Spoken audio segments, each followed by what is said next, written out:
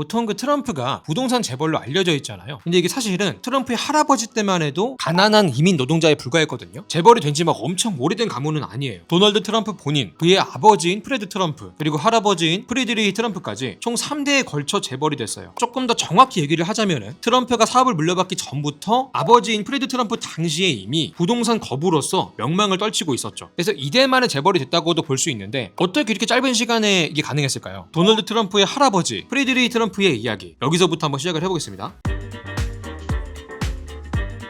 이 시대의 흐름이라는 게 항상 변하기 마련인데 이게 변할 때마다 이 흐름을 잘 탄 사람이 하나씩 나오게 되고 이런 사람들이 부자가 되지 않겠습니까? 프리드리히 트럼프 역시 그런 사람 중에 하나였어요. 특히 시대를 읽는 능력이 천재적인 사람이었죠. 당연히 이 사람도 처음부터 부자는 아니었습니다. 오히려 출신 같은 경우는 별게 없어요. 출신 성분의 도움을 전혀 받지 못했고 오직 자기 힘으로 성공한 케이스인데 이 사람이 태어난 곳은 독일의 작은 시골 마을이었어요. 부모님은 포도주를 만드는 일을 했는데 아주 어릴 때 아버지가 돌아가시거든요. 10살도 안 됐을 때. 시골의 평범한 집안에 태어났는데 가장이 없다? 가난할 수밖에 없겠죠. 프리드리히 역시 10대부터 일을 해야 됐어요. 물론 10대가 일을 한다는 게 그 시기에는 흔한 일이긴 했지만요. 어쨌든 이때 했던 일이 이발사였는데 돈을 더 벌고 싶었나 봐요. 그래서 이렇게 돈을 벌기 위해서 어디로 가냐면은 미국으로 갑니다. 독일에서 미국으로 간 거죠. 당시에 미국에서 몇 개의 지역이 조금 뜨고 있었거든요. 땅을 팠다 하면은 금이나 은이 막 나왔어요. 뭐가 발견이 됐다 그러면은 우르르 몰려갔습니다. 과정에서 이 자원을 개발하면서 엄청난 부를 미국이 쌓고 있던 거죠. 이 시기를 흔히 서부 개척의 시대라고 하는데 과정에서 엄청난 수의 유럽인들이 아메리칸 드림을 품고 미국으로 건너갔습니다. 프리드리히 역시 그런 흐름 속에 있던 인물이었고 비교적 서부 개척의 막바지에 참여한 인물이었어요. 근데 아메리칸 드림에 성공을 한 거죠. 사실 그 프리드리히가 미국으로 향했던 이유가 하나 더 있습니다. 바로 군대예요. 당시에 독일에도 병역의 의무가 있었거든요. 이 사람의 군대가 나이가 됐는데 가지 않고 그냥 미국으로 나른 거죠. 이게 병역 기피가 목적이었다는 의심을 사면서 나중에 또 이게 문제가 되거든요. 어쨌든 그렇게 뉴욕에 도착을 합니다. 이 뉴욕은 훗날 트럼프 가문을 재벌로 만들어주는 곳이 되는데 아직은 갈 길이 멀죠. 먹고 살기 위해서 뉴욕에 도착한 프리드리히는 당시에 고작 16밖에 안 됐거든요. 낯선 땅이긴 한데 다행히도 연고가 아예 없진 않았습니다. 이미 이민자 커뮤니티가 있었고 독일계 이발소에 취업을 했어요. 잘 곳도 있었습니다. 먼저 가서 살고 있던 형제가 있었거든요. 이때만 해도 아무도 몰랐을 거예요. 독일 시골에서 건너온 이발사 꼬맹이가 사업을 하는 족족 다 성공을 시키고 그 손자는 미국의 대통령이 될 거라는 거를. 이 사람의 잠재력이라는 게 참 한계가 없는 것 같지 않습니까? 대체 이민자 이발사 꼬맹이가 어떻게 뭘 했길래 낯선 땅에서 부자가 됐을까요? 이 과정이 굉장히 재밌습니다. 일단 이발을 하면서 모은 돈으로 몇 년 열심히 모아가지고 음식점을 하나 개업했어요. 청년푸드 뭐 이런 거. 재밌는 점은 위치가 뉴욕이 아니에요. 뉴욕 반대편 저 끝에 있는 워싱턴, 그 안에서도 시애틀에 창업을 했어요. 왜 이렇게 멀리 갔냐? 사실 프리드리히는 서부 개척의 막바지에 미국에 왔기 때문에 어지간한 곳은 다 개발이 돼 있었거든요. 그래서 아직 개발이 되지 않은 곳, 이제 막 개발이 되기 시작한 곳이 바로 이 워싱턴의 시애틀이었던 거죠. 그만큼 인구도 몰리고 있었고 기회가 많은 땅이었어요. 그러다가 이제 한 가지 소식을 듣게 되는데 석유왕 록펠러 있죠. 한창 석유 산업이 뜰 때 이거를 완전히 독점을 했던 사람인데 이 록펠러가 시애틀에 있는 한 광산에 투자를 하고 있다. 이 광산 개발에 들어가는 돈을 록펠러가 전부 다 대고 있다. 뭐 이런 소문이 퍼진 거죠. 우리도 지금 워렌 버핏이나 일론 머스크가 뭐 어디 투자한다 그러면은 사람이고 돈이고 다 몰리잖아요. 당시에도 록펠러가 땅을 판다고 하니까 그게 뭐 진짠지 가짠지는 중요하지 않았어요. 그냥 일단 사람들이 막 엄청나게 몰렸다고 합니다. 프리드리히 입장에서도 이게 뭐 금이 얼마나 있는지 이런 건 중요하지가 않았어요. 그냥 사람이 모인다. 이거를 되게 중요하게 생각했어요. 왜냐? 이 사람들을 상대로 장사를 했으니까요. 보통 광산이 발견됐다고 하면은 광부로 가서 일할 생각을 하는데 프리드리히는 이 사람들을 상대로 장사를 한 거예요. 뭘 팔았냐? 의식주 중에 식과 주를 팔았습니다. 사람이 있는 곳엔 반드시 필요한 것들이죠. 여관을 차려가지고 음식이랑 술, 잠자리를 제공을 했습니다. 이게 상당히 잘 됐다고 해요. 다만 이 광산 상권이 문제가 뭐냐면 지속성이 굉장히 짧습니다. 모든 광산은 같은 운명을 걷죠. 고갈이 되면 사람이 빠집니다. 여기도 마찬가지였고 프리드리히는 사람이 빠지는 거를 귀신같이 감지하는 사람이었어요. 특히 고민하기보다는 행동하는 쪽이었고 항상 지체 없이 액션을 취했습니다. 누구보다 빠르게 움직였고 늘 선두에 있었죠. 기존의 광산에 사람이 빠지기 시작하니까 바로 다음 광산을 찾습니다.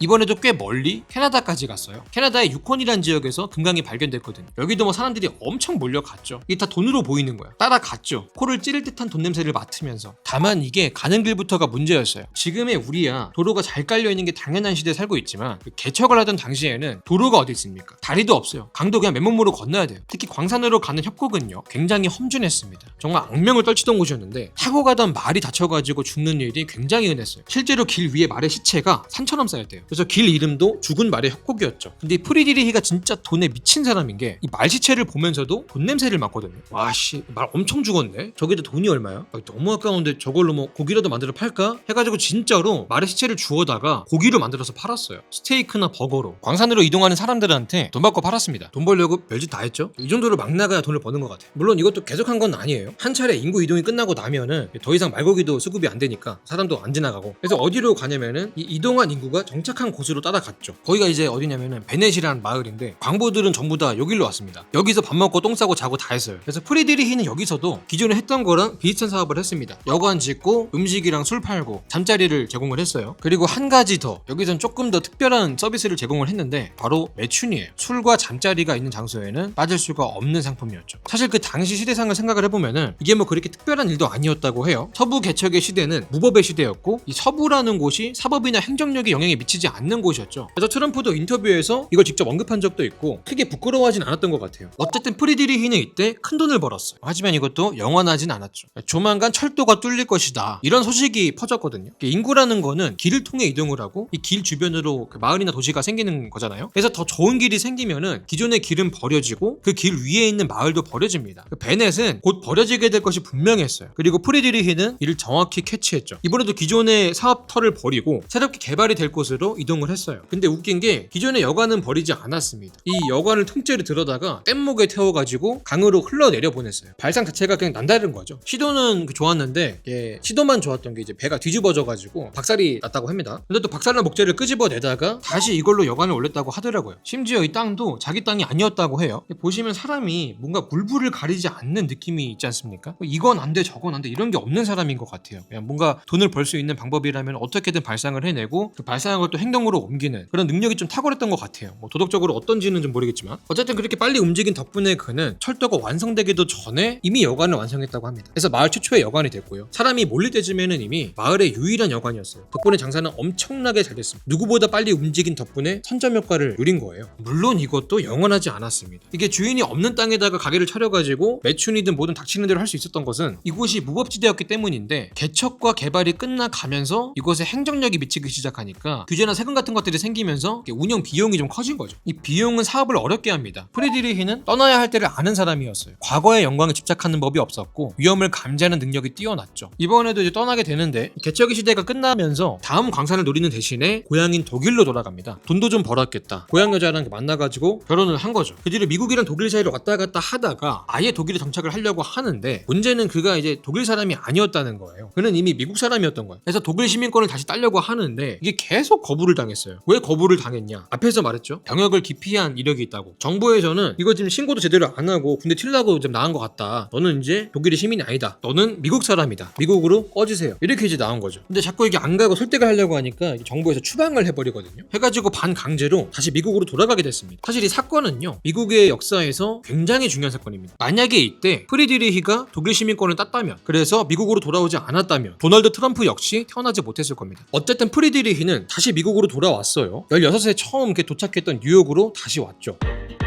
근데 이번에는 단순한 숙박업을 넘어서 부동산 개발에 뛰어들게 됩니다. 인구의 이동, 인구의 빠짐과 몰림, 이런 것들을 읽는 능력이 탁월한 그에게는 더없이 걸맞는 아이템이었어요. 당시의 뉴욕은 개발되지 않는 곳이 많았습니다. 프리드리히는 다음에 개발될 곳을 찾고 있었죠. 이 다음에 인구가 모일 곳은 어딘가? 그가 내린 답은 퀸즈였습니다. 그 스파이더맨 있죠? 피터 파커. 이 피터 파커가 사는 곳이 퀸즈예요. 그 맨날 문 안 닫히고 막 고장나 있는 집 있잖아요. 거기가 퀸즈입니다. 어쨌든 퀸즈에서 부동산 개발을 하려고 하는데 판단 근거가 뭐였냐면은 그때나 지금이나 뉴욕의 중심은 맨해튼인데 당시에 퀸즈버러교라고 해서 다리가 생기고 있었거든요. 이 다리가 퀸즈랑 맨해튼을 이어주는 역할을 했어요. 한국으로 치면 뭐랄까 강남으로 가는 GTX가 뚫렸다고 해야 되나? 뭐 그런 효과가 있던 겁니다. 퀸즈에서 맨해튼으로 출퇴근이 훨씬 편해진 거예요. 그래서 퀸즈는 주거지로 떠올랐고 인구가 몰렸고 주택에 대한 수요가 급증하게 됩니다. 부동산 개발자에겐 그야말로 금싸라기 땅이었죠. 프리드리히는 이 퀸즈에서 호텔 사업을 했고 상당한 돈을 벌게 됩니다. 이게 돈에 대한 그의 태도라든가 공격적이고 진취적인 성향, 인구의 이동을 읽는 안목을 이렇게 생각을 해본다면은 아마도 그는 쭉 승승장구를 했을 겁니다. 분명히 자기 대에서 엄청난 재벌이 됐을 거예요. 하지만 안타깝게도 그러지 못했죠. 중간에 실수를 했나요? 아니요. 아주 젊은 나이에 50살도 채 되기 전에 목숨을 잃게 됩니다. 스페인 독감에 걸려가지고